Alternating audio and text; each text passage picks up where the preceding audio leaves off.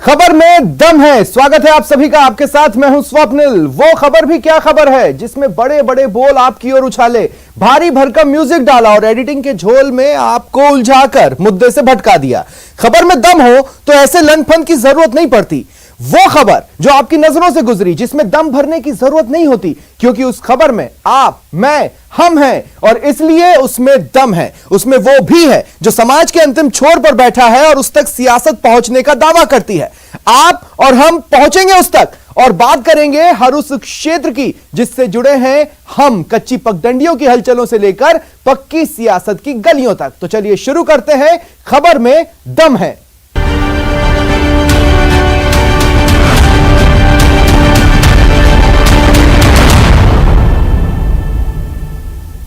आज बात अर्श और फर्श की। प्रदेश में 2 सीटों पर हुए उपचुनाव ने एक बार फिर साबित कर दिया कि सीएम गहलोत का नाम यूं ही राजस्थान की सियासत के अर्श में शुमार नहीं होता। उन्हें यूं ही जादूगर नहीं कहा जाता। राजस्थान में एक बार फिर सीएम गहलोत का जादू चला। अशोक गहलोत की रणनीति ने उपचुनाव में भी बीजेपी को चारों खाने चित कर दिया। वल्लभनगर और धरियावद सीटें जीतने के बाद कांग्रेस के हौसले 7वें आसमान पर पहुंच गए और अभी से 2023 विजय का शंखनाद किया जा रहा है। मरुधरा में फिर चला अशोक गहलोत। प्रीति शक्तावत को 65,713 वोट मिले तो 45,107 वोटों के साथ दूसरे नंबर पर रहे आरएलपी के उदयलाल डांगी। एक और उपचुनाव जीतने की टेंशन और दूसरी तरफ कांग्रेस संगठन में नियुक्तियों की मांग।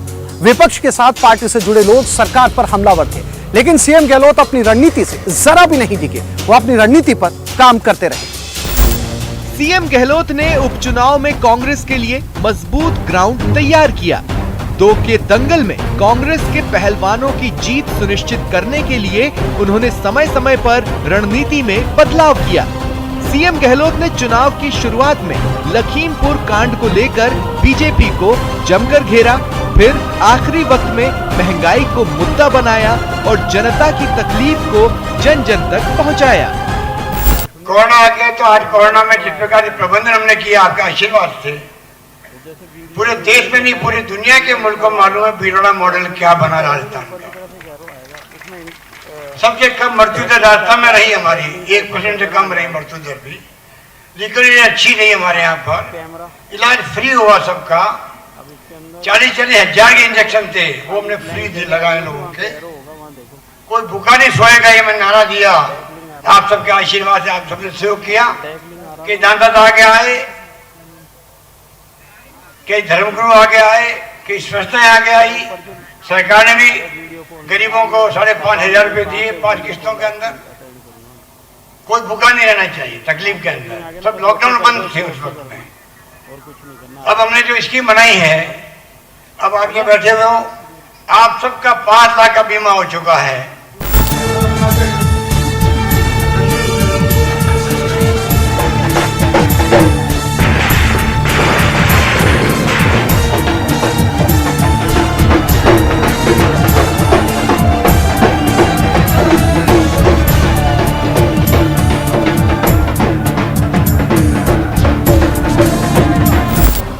आरएसएस के प्रभाव वाली धरियावद सीट पर बीजेपी ने दिवंगत विधायक गौतम लाल मीणा के पुत्र कन्हैया लाल को टिकट न देकर बड़ी गलती की, जिसका फायदा कांग्रेस ने उठाया।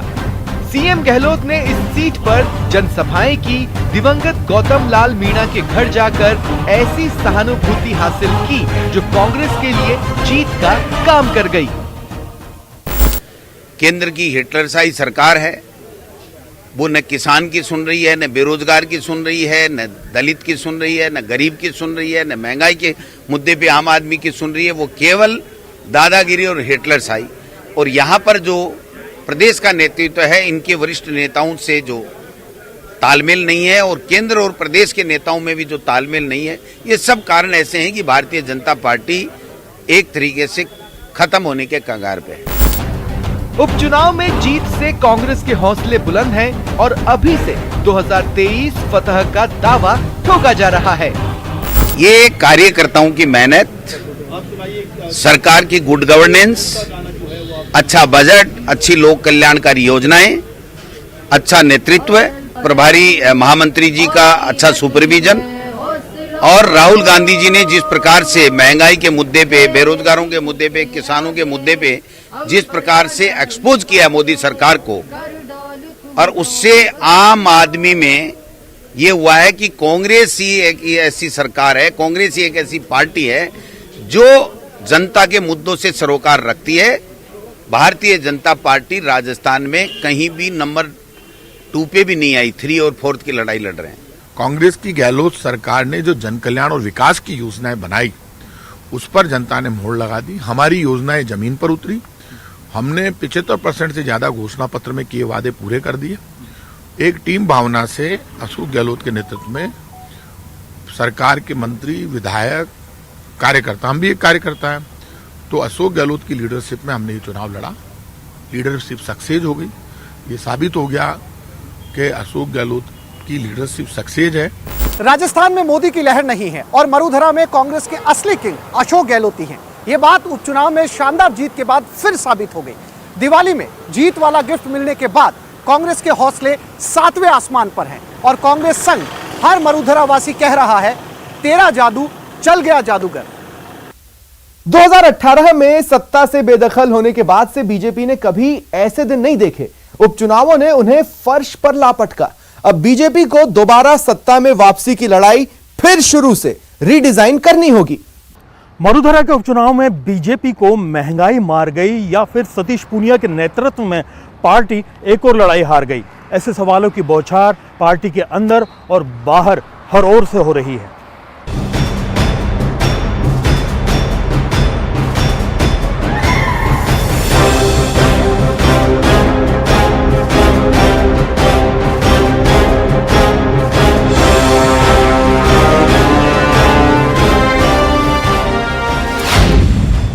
सत्ता की सेमीफाइनल की लड़ाई हार गई।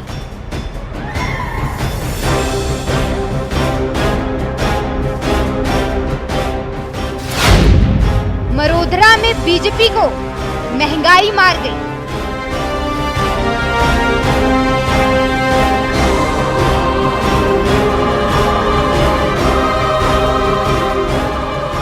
बीजेपी माने या न माने, लेकिन सच तो यही है कि 2 के दंगल में कांग्रेस की दिवाली मनी तो बीजेपी का सियासी बम फुस हो गया। चाहे धरियावद हो या फिर वल्लभ नगर, दोनों ही सीटों पर बीजेपी को बुरी तरह हार झेलनी पड़ी।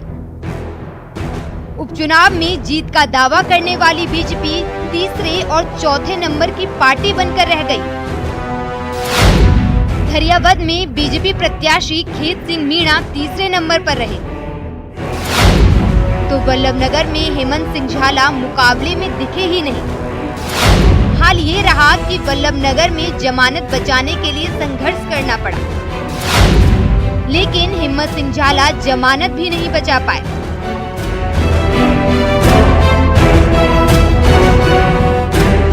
हम लोग सामाजिक और राजनीतिक लोग हैं, इसलिए ये कोई आश्चर्यजनक नहीं है, क्योंकि जिस खेल में हम खेलते हैं, खासतौर पर भारत में राजनीति, फिल्म और क्रिकेट, इनका ग्लैमर भी है। इसमें लोग हारते भी और जीतते भी हैं।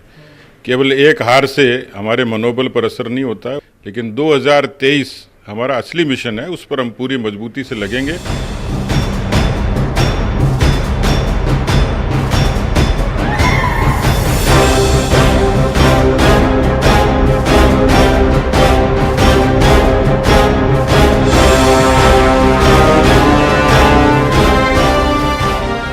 बड़े नेताओं को बड़े बड़े मुकाबलों में करारी हार भी हार नहीं लगती, लगनी भी नहीं चाहिए, क्योंकि ज़िंदगी की भी यही रीत है, हार के बाद ही जीत है। लेकिन सियासत में हर हार के कारणों से आंखें मूंद लेना और उससे आगे का सबक नहीं लेना अगली हार का रास्ता तैयार कर देता है। दोनों विधानसभा सीटों पर भी कुछ ऐसा ही हुआ। उम्मीदवारों के चयन में प्रदेश नेतृत्व की सलाह न मानना, टिकट बंटवारे में केंद्रीय नेतृत्व का ज्यादा दखल, धरियावद में कन्हैया लाल मीणा को टिकट न देना, कन्हैया लाल को टिकट मिलता तो पार्टी को सहानुभूति का फायदा मिलता। मुख्यमंत्री अशोक गहलोत के धुआंधार दौरे ने बीजेपी की हालत पतली कर दी।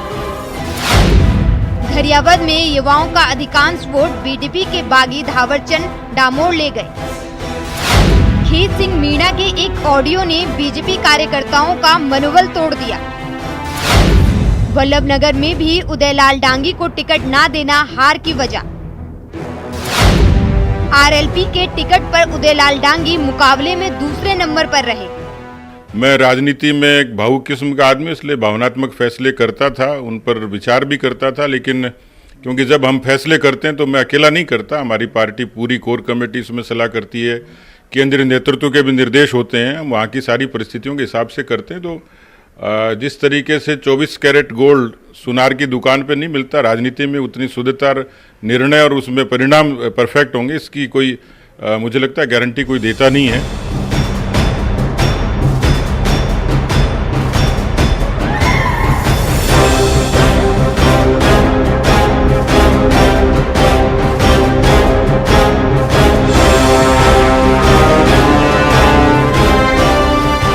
पहले ही कह चुका हूँ, वोटों का डिवीजन ही एक बड़ा कारक था। वल्लभनगर की बात लेंगे तो पार्टी से निकले लोगों के बीच में मतों का विभाजन हुआ है, उनका वोट शेयर मिलाएंगे तो लगभग 1.25 लाख के करीब बनता है। यानी अंदाज लगा सकते हैं कि किस तरीके से ये जो चीज़ें थी ये पुरानी खामियां थी, जिनको दुरुस्त करने में केंद्र की मदद भी चाहिएगी, स्थानीय लोगों को भी उदारता के साथ एक मंच पर बात करनी रहेगी।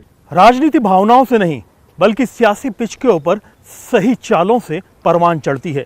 ये बात सतीश पूनिया को अच्छे से समझनी होगी। मरुधरा में अगले विधानसभा चुनाव को अगर मजबूती से लड़ना है तो पार्टी को अपनी कमियों को जल्दी ही दूर करना होगा। पार्टी के अंदर चल रही गुटबाजियों को खत्म कर कार्यकर्ताओं को जीत की गारंटी भी देनी होगी, तभी 2023 में बीजेपी का बेड़ा पार हो सकेगा। कैमरा पर्सन दिलीप चेची के साथ में अरबाज अहमद, न्यूज़ 18 के लिए जयपुर से। संविधान ने यूं ही अदालतों को अर्श यानी टॉप पर नहीं रखा है, वो हर आम और खास से ऊपर है। वो न्याय की एकमात्र उम्मीद है, पर इस उम्मीद को एक न्यायाधीश ने फर्श पर ला गिराया।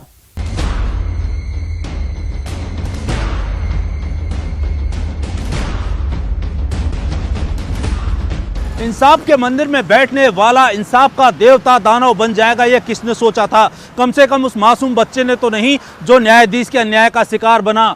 जिस टेनिस ग्राउंड पर वो अपना सुनहरा भविष्य संवारने जाता था, वही टेनिस का ग्राउंड उसके लिए टॉर्चर का अड्डा बन गया। वो ऐसे जख्म देगा जो उसे डराएगा भी और रुलाएगा भी।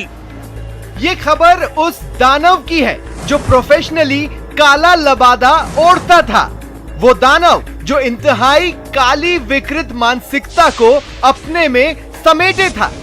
31 अक्टूबर को भरतपुर में एक एफआईआर ने उस दानव को दुनिया के सामने ला दिया। वो दानव फिटनेस के लिए टेनिस ग्राउंड जाता था। उसी ग्राउंड पर एक नाबालिग बच्चे को देख हवस की भूख से कुलबुलाने लगा, बहला फुसलाकर अपनी गोटी फिट करने लगा और फिर घर ले जाकर बच्चे से उसका बचपन छीनने लगा। 1 महीने तक काले लबादे वाले की काली लीला चली और बच्चा अन्याय सहने के काली खोह में धंसता चला गया। सामूहिक दुष्कर्म और पॉक्सो एक्ट में जब मामला दर्ज हुआ तो एसीबी के दामन पर ऐसे दाग नजर आए जो शायद ही कभी धुल पाएं। ऊपर से जज जितेंद्र सिंह गुलिया द्वारा अपने प्यादे एसीबी के डिप्टी एसपी परमेश्वर के साथ सरकारी गुर्गों ने पीड़ित परिवार को डराने धमकाने में कोई कसर नहीं छोड़ी। लेकिन कहते हैं कि बकरे की अम्मा आखिर कब तक खैर मनाती, और जब इंसाफ का चक्र चला तो जज साहब खुद गिड़गिड़ाने लगे। ठीक है, मैं बात को यहीं खत्म करता हूँ। मैं माफी मांग लेता हूँ, इससे माफी मांग लेता हूँ, इसकी मम्मी से माफी मांग लेता हूँ। पीड़ित परिवार इतना डरा हुआ था कि पीएम मोदी से सुरक्षा की गुहार लगा रहा था। इधर इंसाफ के मंदिर में पूजे जाने वाला भगवान खुद अदालत को कटघरे में खड़ा कर बैठा था। ऐसे में पहले हाई कोर्ट ने जज को निलंबित किया, फिर राज्य सरकार ने उसके प्यादों को। जांच के लिए टीम बनी जिसने निलंबित जज गुलिया से पूछताछ की। धनतेरस के अगले दिन 3 नवंबर को आखिरकार दानव को सलाखों के पीछे डाल दिया गया। पूछताछ मुताबिक गाइडलाइंस और उनकी गिरफ्तारी मुताबिक गाइडलाइंस कर अभी थोड़ी देर पहले ही जयपुर से भरतपुर के लिए रवाना हुआ है। मुख्य आरोपी जो जितेंद्र सिंह गुलिया हैं उनको गिरफ्तार किया जा चुका है। निलंबित न्यायाधीश की अन्याय गाथा में उसके सहयोगी रहे अन्य आरोपियों की तलाश जारी है। इधर बाल कल्याण समिति पीड़ित परिवार के संपर्क में है। पीड़ित बच्चे का मेडिकल करवाया जा चुका है और 164 में बयान भी लिया जा चुका है। कहना आसान होता है पर समझना मुश्किल है। एक मासूम पर जो गुजरी है, जो गुजर रही है और जो गुजरने वाली है, वो ये सिर्फ मासूम जानता है और उसका परिवार जानता है। उस बच्चे के साथ सहानुभूति जताने वाले तो बहुत हैं, पर उस बच्चे को चाहिए इंसाफ, और ये इंसाफ उसे वहाँ मिलेगा जहाँ जाने से अब वो डरने लगा है। भरतपुर से दीपक के साथ, कैमरा पर्सन बलबीर सिंह के साथ राकेश शर्मा, न्यूज 18 राजस्थान, जयपुर। कोरोना काल में फर्श पर आ चुकी अर्थव्यवस्था बाजार को इस दिवाली ने फिर अर्श का रास्ता दिखाया है। देखिए कैसे लंबे वक्त के बाद बाजार में बहार आई। कोरोना काल ने हमसे अपना बहुत कुछ छीना है। किसी से अपने, किसी के अपने। पिछले साल दिवाली आई और बस चली गई, लेकिन इस साल सुख समृद्धि का त्योहार पूरे वैभव के साथ लौटा है। वैक्सीनेशन की रिकॉर्ड रफ्तार के आगे कोरोना दम तोड़ने लगा। खुशियां फिर से लौट आई है, अच्छे दिन फिर से दस्तक दे रहे हैं।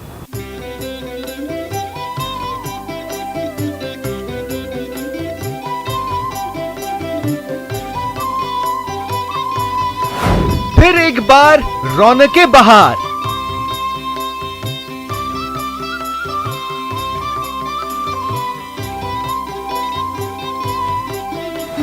दिवाली आई, बाजार में खुशियां आई।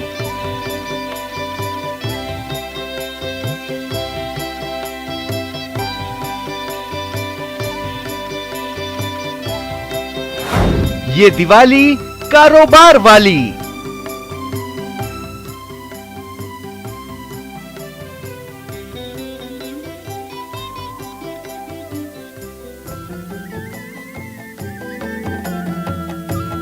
कोरोना की भयंकर मार झेल चुके प्रदेश को खुश होने का मौका मिला है। लंबे वक्त के बाद बाजार खचाखच भरे, अर्थव्यवस्था जगमग हुई। दीपोत्सव के 5 दिनों में बाजार ने न केवल कमबैक किया, बल्कि रिकवरी की राह भी तेजी से पकड़ी। 5 दिनों में 14 से 15 हजार करोड़ का कारोबार बता रहा है कि मरुधरा वासी खर्च कर रहे हैं, शॉपिंग कर रहे हैं। देश भर में व्यापार मानो कोरोना संक्रमण का शिकार रहा, लेकिन वो बीमार पहले से था। पहले नोटबंदी, फिर जीएसटी ने व्यापार का बुरा हाल कर रखा था। बची खुशी कसर कोरोना के व्यवहार ने पूरी कर दी थी, लेकिन इस बार धनतेरस में जो धनवर्षा हुई उसने व्यापार को और बाजार को बम बम कर दिया। तकरीबन राजस्थान के अंदर 15,000 करोड़ रुपए का व्यापार हुआ है। ये एक अच्छा व्यापार उद्योग और आम आदमी के लिए और सरकार के लिए, सबके लिए एक राहत और अच्छी खबर है। तो मैं ये समझता हूँ कि आगे आने वाले टाइम में व्यापार उद्योग अच्छा चलेगा। दिवाली पर इस बार व्यापारियों के चेहरे खिल गए। देखा जाए तो खरीदारों के चेहरे जरूर थोड़ा मुरझाए हुए लग रहे थे महंगाई की वजह से, पर फिर भी सबने अपने अपने हिसाब से जमकर खर्चा किया। आखिर पिछले साल दिल में रह गई चाहतों की कसर जो पूरी करनी थी। लोगों ने हर सेक्टर को बाग बाग किया। सब कुछ बिका, सब कुछ खरीदा गया। ऑटोमोबाइल से इलेक्ट्रॉनिक्स तक, गारमेंट्स से पटाखों तक, रियल एस्टेट से ज्वेलरी तक, पूजा के सामान से खाने पीने के सामानों तक, सब कुछ। इस बार दीपावली की रोशनी में हर घर, हर द्वार और बाजार नहाए हुए नजर आए। वहीं दुकानों में मिल रही बम्पर छूट और ऑफर्स ने खुशियों को दोगुना ही किया। मानो इस बार सबने तय कर लिया था कि सिर्फ कहना नहीं है, सचमुच बनाना है सबकी दीपावली को happy Deepavali. Camera person Dilip चाची के साथ सचिन कुमार, न्यूज 18 जयपुर। तो देखा आपने, खबर में दम है। फिलहाल इतना ही, नमस्कार।